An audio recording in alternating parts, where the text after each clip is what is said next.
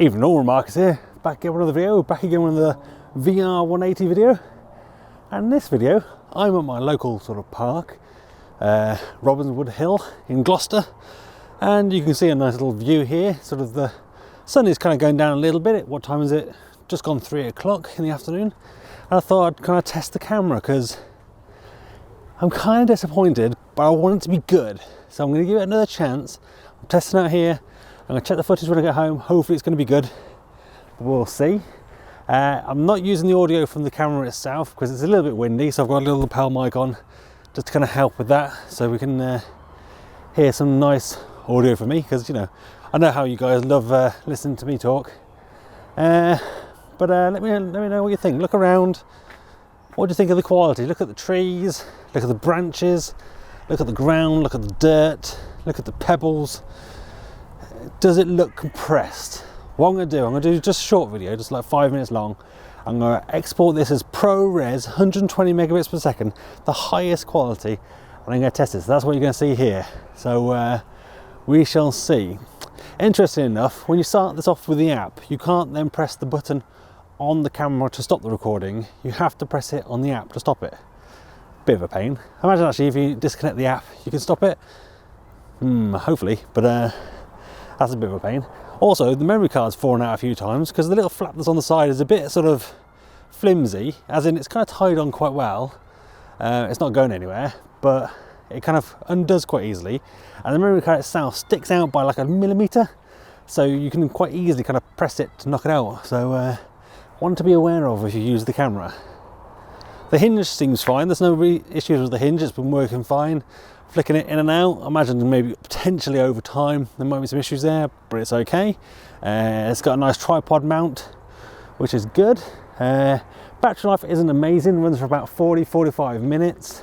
But I have ordered some of those kind of little battery pack handles that you can get, which hopefully should pretty much match the handle of the camera itself, so I'll use that. We've got some people coming past, so I've got some dirt in my eye. Makes some noise, so we'll probably cut it there. But let me know what you think of the quality. Is it good? Is it worth it? I don't know. 5.7K. Oh, is somebody going the opposite way now? Oh, someone's going behind me. So maybe we'll cut it, maybe we'll start it again. I don't know. We might cut some people out, it's a bit weird. Or I'll just wander down here and just ignore them and get them in the camera shot. You know, we shall see. Let's have a little look at the phone app.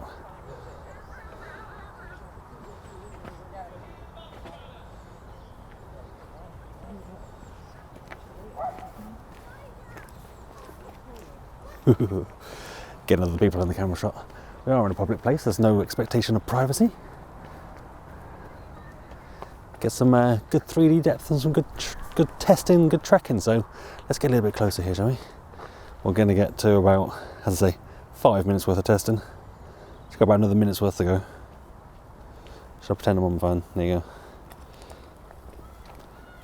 Because it don't look so weird if I'm talking to myself, if it looks like I'm on the phone. There's people walking past me. There you go. Like, I'm on the phone. I'm on a phone call. I'm not just talking to a random little camera with 2 eyes on it in the middle of a park. I'm on my phone.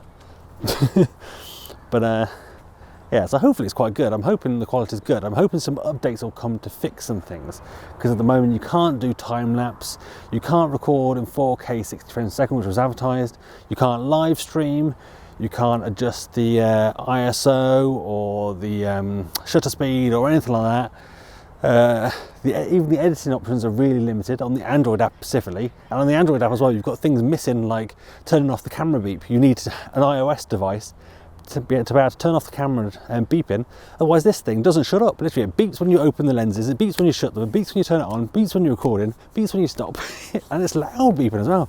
It's not even like a quiet beep, it's a really loud one. So people like all the way down there could hear you beeping. You camera, you.